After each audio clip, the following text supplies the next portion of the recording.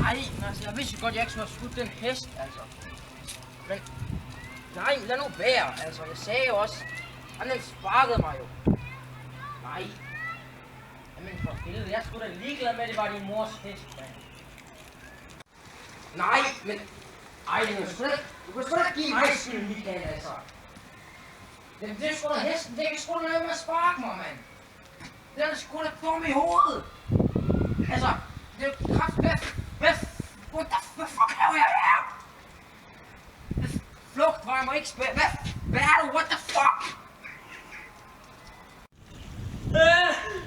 Mor! Jeg kan lige prøve min hænder!